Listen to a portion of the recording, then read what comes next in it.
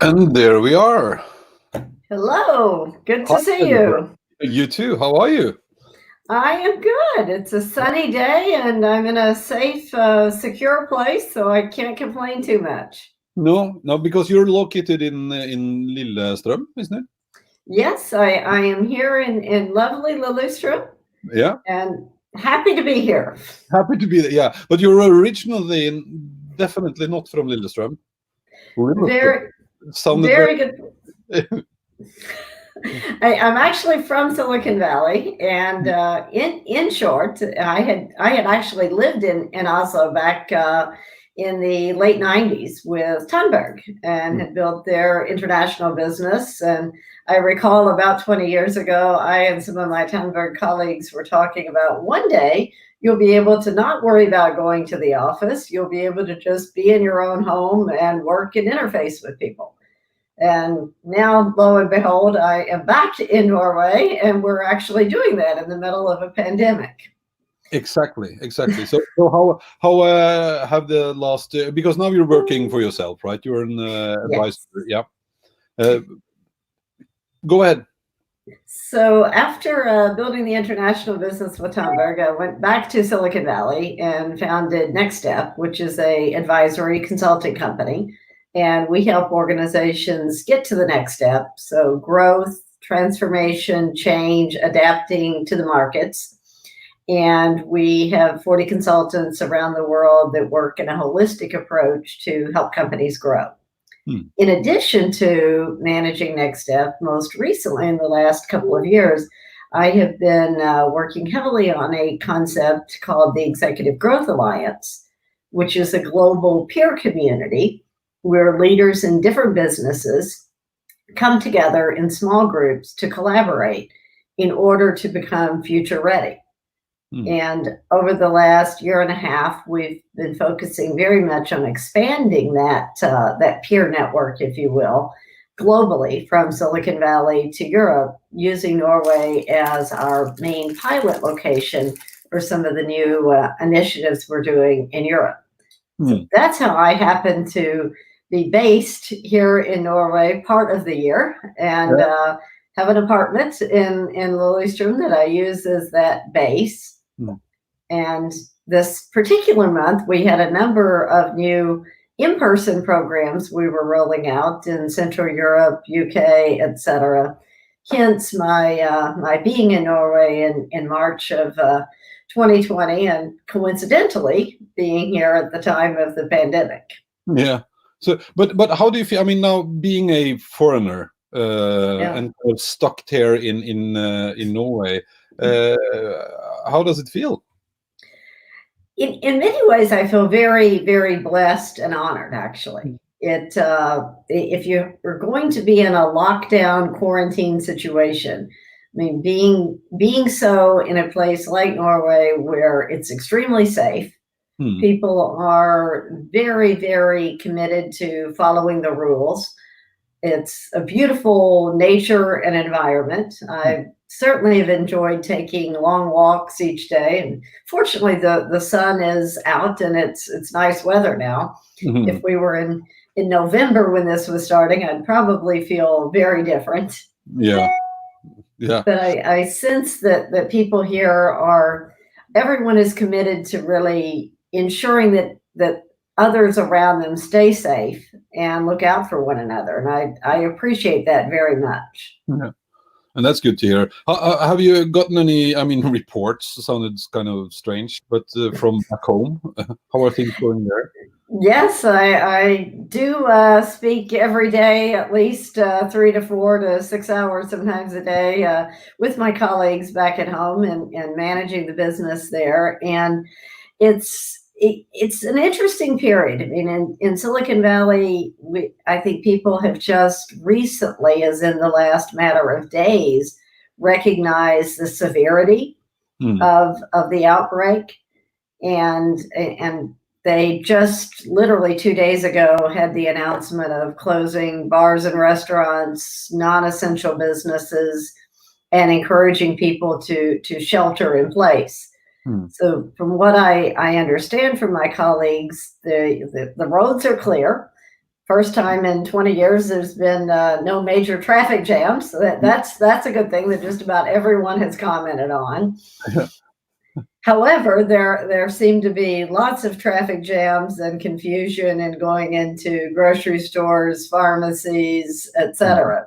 And I kind of compare that to here, where it seems like a week ago, everything really started on a slowing down path. And well, yes, there was a bit of a run in the groceries of people buying the toilet paper and pasta, just like everywhere in the world.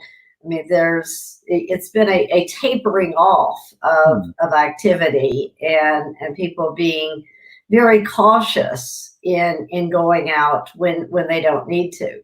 So I sense in the Bay Area, it's still much more of the let's go and gather and try to do as much as we can while we can. But do you see, I mean, companies that you know there, are they reacting any differently than we have seen here? Or is it more or less the same? It's very much the same in that the work at home policies are very, very stringent. The good thing in the Bay Area is because partly of the traffic over the last year and a half, more and more companies have really moved to a almost predominant work at home methodology.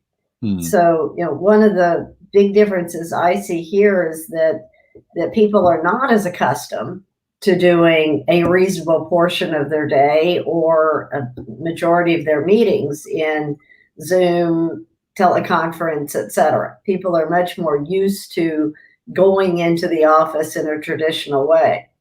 So in some ways, I believe that in that aspect, for people here, it's more challenging than it is in the Bay Area, where people are more used to the remote working. One of the big, I mean, there are two big differences, though, that I would suggest, and I've talked with a number of colleagues about. I mean, in the Bay Area, Silicon Valley, less people have families than here, but people do have families, and that's a real consistent challenge of how two people that are parents that each have jobs are now working at home with children that are now out of school. And at least in Silicon Valley, the concept of having to be at home, doing the homeschooling and looking after all of the other needs of the family, that's a new burden in many cases on people. And I think it's adding an extra stress that it's not possible to just send your children off to the daycare or call in the nanny. In some cases, that's not feasible. So that's a bigger adjustment compared to the how do we work, if you will, kind of adjustment. I actually saw two different people posting earlier today that they have now started going up at 3 a.m. in the morning to be able to then first work for almost a full work day. And then they have to do homeschooling, they have to be kindergarten. I mean, people are trying to adapt in quite extreme ways to make the wheels or keep the wheels running, which is also interesting. But I guess that, I mean, you're pretty used to working remotely. We've done that for years. As you said, I think that we haven't, I mean, lots of people have had the opportunity to do that, but they haven't used it because it was not really necessary. So we kind of just put that aside. But now everyone is jumping into Zoom and to Teams and to Whereabouts and everywhere. And do you feel that people are coping? Do we manage to kind of do that change? It's a very good question, and I don't know that any of us have the answer of where this is going to go. I mean, I do believe in many respects there are a number of positives related to this pandemic, and I hope I don't regret saying that out loud on video, but there are a number of things that if I look at the work patterns that we've had in the past and the traffic and the jump on a plane and go to the meeting just because you can do it, and the impact those patterns were having on the planet, on the environment, and in many cases on the stress level, as we all in many ways have been kind of on that hamster wheel of you get up, you go to the office, you do this, you go home, you do that. Some of those elements, really were becoming almost unsustainable with the traffic and the planet, etc. So in a way, this kind of forced stoppage of that and requiring us to adapt. In AGA, we talk a lot about future readiness. Just do something different. Force yourself to get out of that same pattern and try something, learn something. In many ways, this pandemic is forcing us to do that. Yeah. We can't follow that same pattern of get up, get on the train, and go into the office. So to the positive, it's forcing us to be creative. Yeah. It's forcing us to use technology. And maybe that's the end positive, is that as we get back to whatever the new normal is, we will take with us that recognition that we don't have to follow the same patterns. We can use technology differently, and there can be some positives to it. We've got a question here, actually. I can put it up on the screen from Christian. Christian was my guest yesterday, actually. Hi, Christian. And he asked, what should be our main focus today to help our business grow when this is over? It's a great question. I would say, from my perspective, a few different things. One, embrace the fact that this is forcing us to change. Be creative. Look for new ways that you can do things in a different path with different people, using the skills that you have in completely different ways. Some of the greatest innovations and even some of the companies that we look to today as innovative, like the Googles, the Airbnbs, they started during downturns in Silicon Valley. So look for the areas where there's opportunity to make a difference, do something differently, and support the planet as we go forward. I also think that we talked on the phone yesterday, and I think that one of the kind of nice things in a way to see now is that people are coming together, because with no doubt, I don't ever think that we've witnessed something so immediate in a way, with such a huge impact on businesses, on people, on schools, on everything. And I've been through kind of the .com crisis, and I've been through the financial crisis. That was also hard, but things kind of got slowly, at least slower than now. This was from one day to the other, and people are. I read in news today during this week. I think NAV had over 100,000 applications for support of people being let off work. And as I said, one of the things that I feel people are now coming together in kind of communities to figure out how can we help one another. Business is one thing, but we need to kind of survive the next few weeks. Do you feel the same? I absolutely do. And in fact, it's been interesting having been in and out of Norway a number of times over 20 some odd years.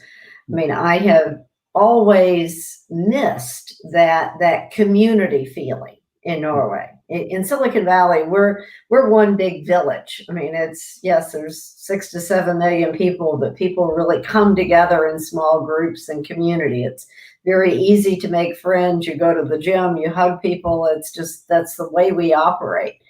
And here I've not really seen that. Having said that, I have a number of very, very close friends here in Norway that are the people I can always count on.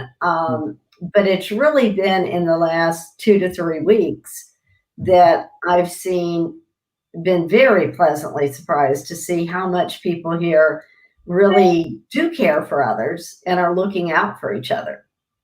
In fact, the last exercise class I had at the gym last week before they closed on Thursday, same class I'd gone to probably 100 times over the last few years.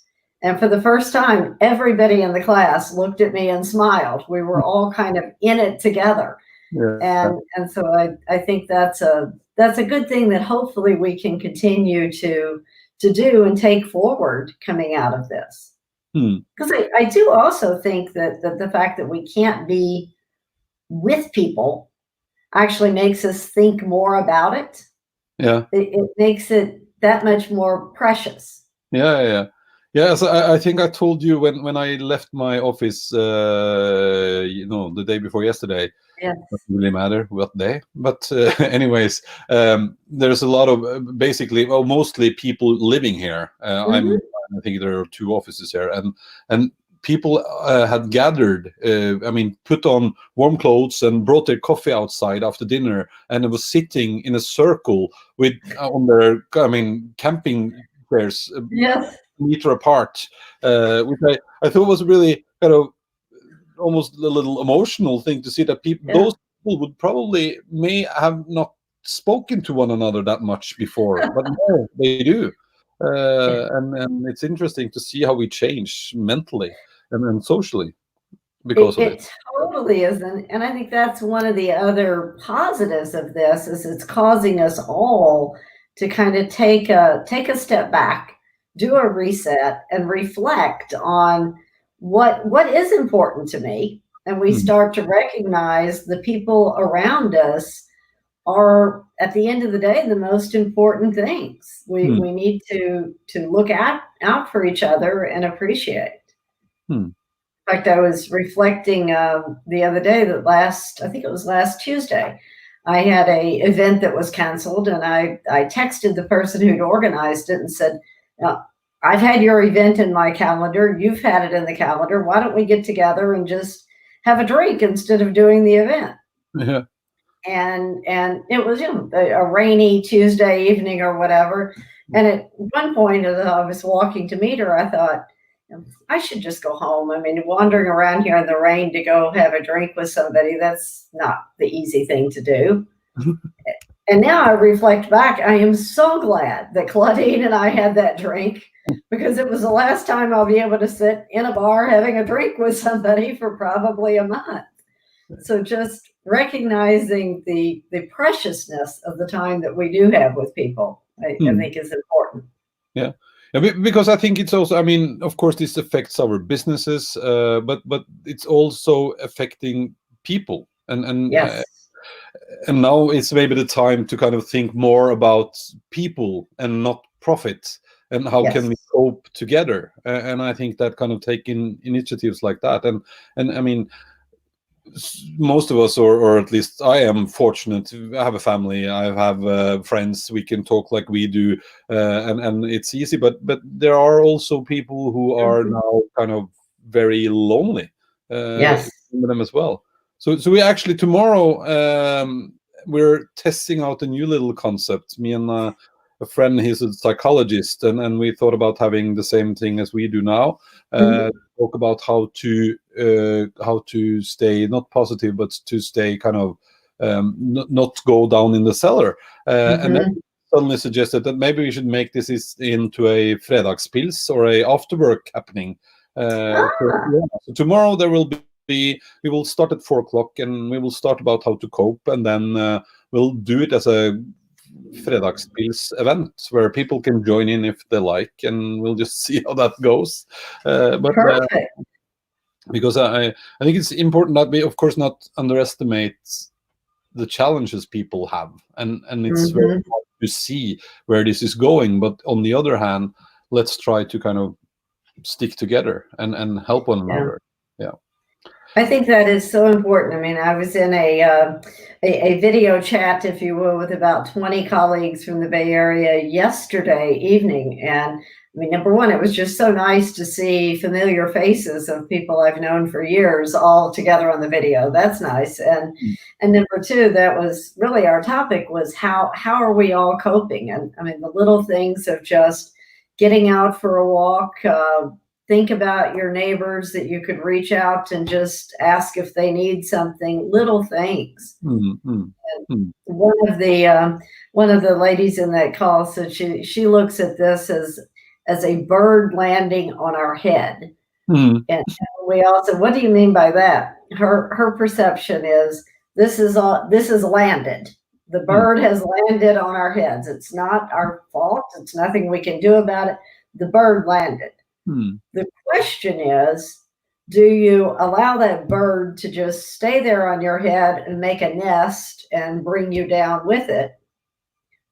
Or do you simply recognize the bird's on my head, let me shoo it away, and I will figure out how I can cope and carry forward?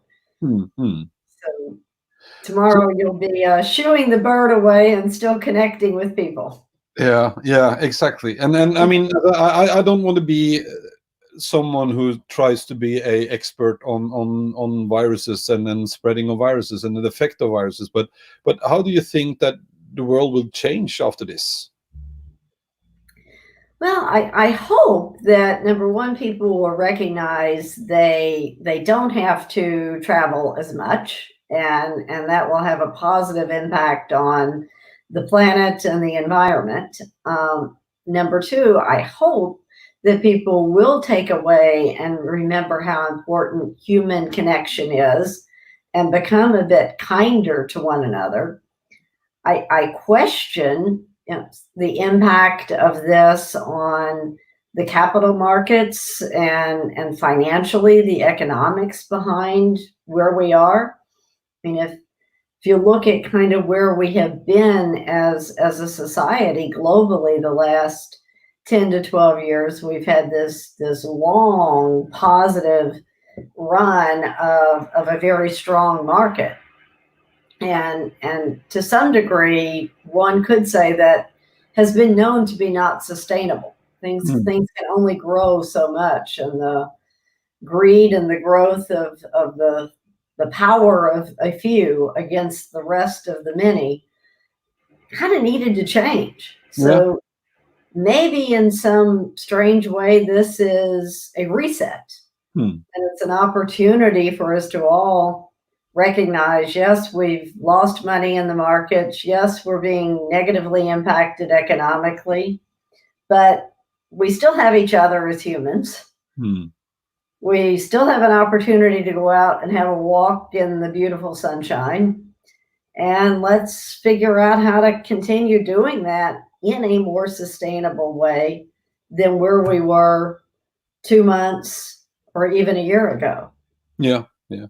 I think that's a very, I mean, let's hope that's what we get out of this. It's a hard situation for many, but let's hope that we'll get out of it on the other side as more kind of sustainable and then caring people, maybe. Exactly. That can be the positive. That, I hope that in another 2, 5, 10 years, we and the next generation behind us can all look back at this time and say that it was hard, it was painful, it was scary, but it was a necessary period that leads to a better future. Maybe call it the next Renaissance. Who knows? Who knows? Yeah. Let's make that could be the kind of final closure for this broadcast. Thank you so much, Jennifer, for joining me.